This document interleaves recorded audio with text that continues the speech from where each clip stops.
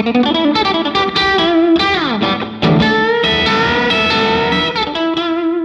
in a slight change to scheduled programming today, I thought I would look at a psychedelic rock classic from the 13th Floor Elevators. You may have heard the sad news that their singer Rocky Erickson died 2 or 3 weeks ago, and that prompted me to revisit some of their amazing music. And I'm a huge fan. I love all 3 of their studio albums. I'm a particular fan of the Bull of the Woods record, actually, which is a really spooky and atmospheric piece of work that's strongly recommended. But today I thought I would look at what is perhaps their best known track, You're Gonna Miss Me. It was their first single in 1966, and it contains an amazing Rocky Erickson vocal performance. And you'll notice I didn't even attempt to try and sing this one myself. It'd be way outside my own vocal comfort zone. I don't think anyone can unleash those screams quite like Rocky Erickson could. From a guitar perspective, this song is quite straightforward. It's nice and beginner friendly. Most of it can be played with some simple open position chords, though you'll need a few bar chords if you want to play the entire song.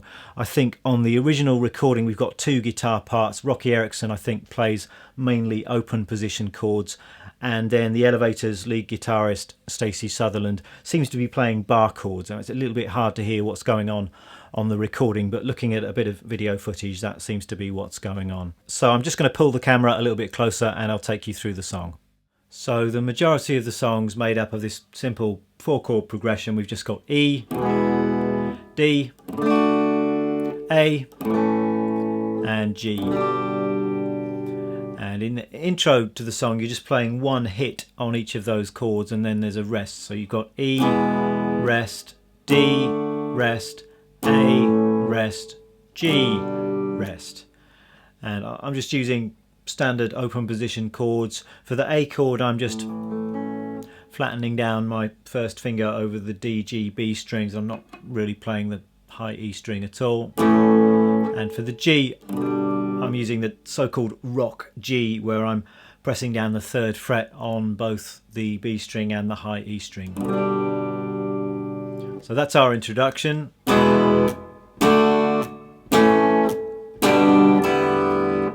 Just hear some open strings in the gap there. Then we're into the main chord progression, which goes like this.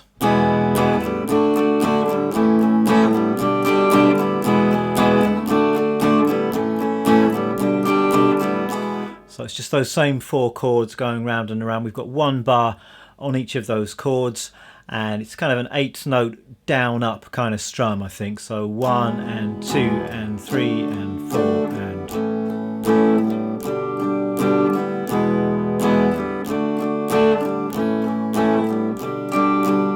And you can sometimes just hear some open strings as kind of transition strums between the chords. So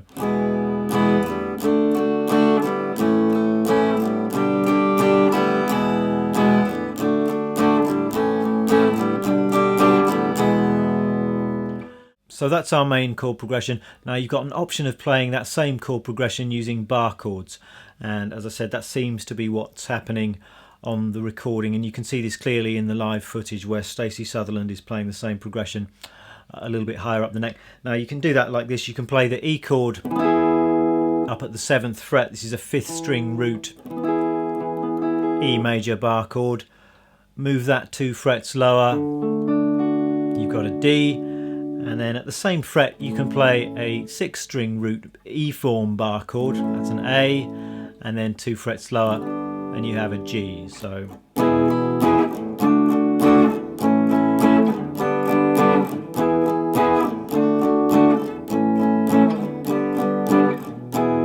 you've got the choice there whether you play it as open chords, whether you play it as bar chords. If you're playing with somebody else, then often it's quite a good idea if you voice the same chords in slightly different ways, and it kind of thickens up and fills out the sound a little bit. Let's move on to the bridge then, and that starts off with a strum on the E chord, and you just let that hang for a couple of bars, and then we're into this great twangy kind of riff. And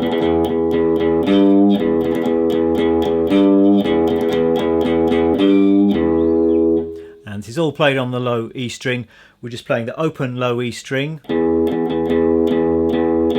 and then the 3rd fret on the E string, giving that a little bit of a bend.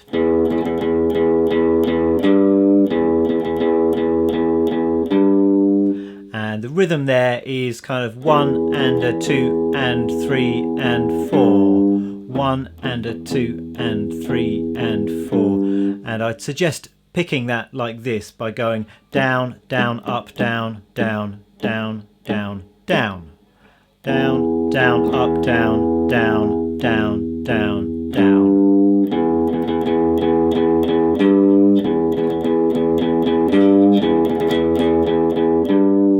So that's the way I would do it. Interestingly, when you look at the live footage, Stacey Sutherland seems to play that in quite an unusual way, using his fingers, almost like a bass player would. That feels a little bit awkward to me, so I'm just doing it with the pick. Moving on to what you'd probably call the middle 8 of the song, that goes like this.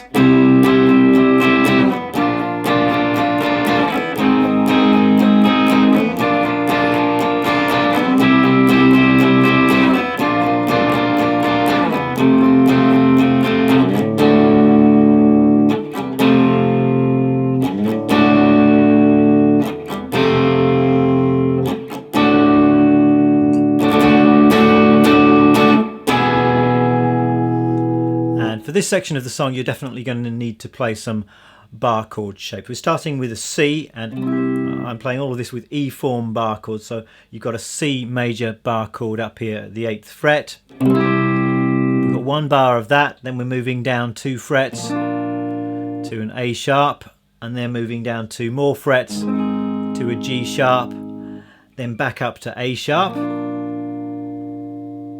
then we're back to C, A sharp, and then we've got F to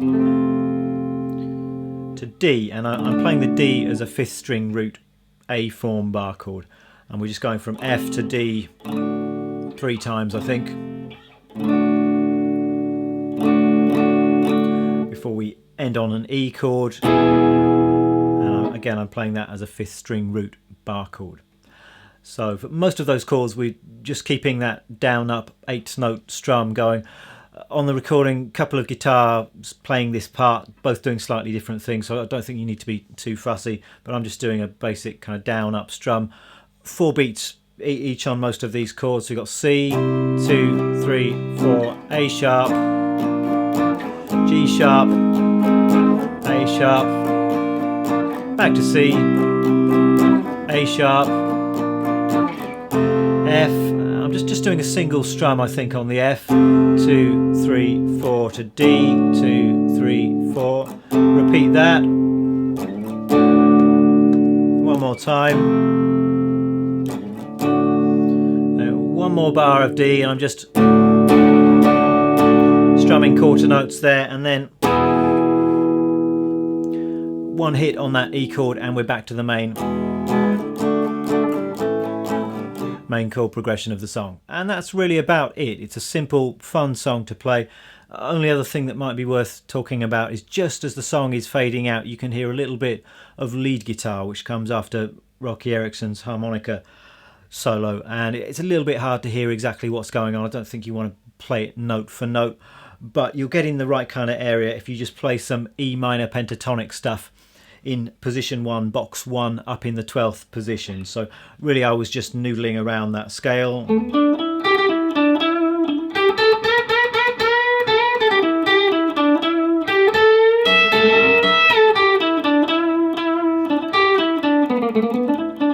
Etc.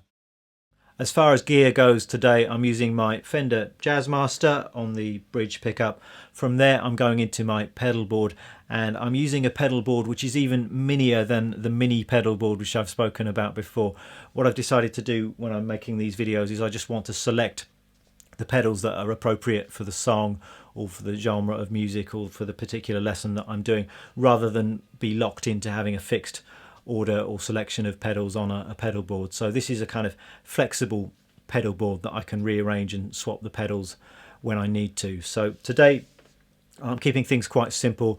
I'm just using a bit of overdrive from the Boss OD3. Love all Boss pedals, and this Boss overdrive is a favourite of mine. I think it gets a really good tone. It's an affordable one. I've got plenty of fancier, more expensive overdrive pedals than this one, but it's hard to go wrong with a good Boss overdrive. From there, I'm just going into Strymon Blue Sky for a little bit of spring reverb. There's no reverb built into the amp that I'm using today, so I'm getting that from the pedal. And notice that it's all connected together with these rather fetching Ernie Ball patch cables. Ernie Ball sent me a load of those this week, so thanks very much to them for that.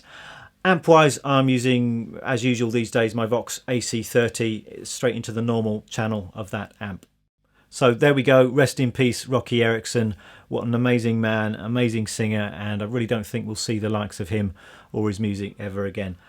I was going to try and put together a quick backing track for this song, but I decided against it in the end, mainly because I didn't think my electric jug playing chops would quite be up to it. And I actually had a quick look for an electric jug sample library, but funnily enough, there's none available that I can see online. So maybe there's a gap in the market there for somebody. Thank you for watching. I hope you enjoy learning to play this song, and I shall see you next time. Bye.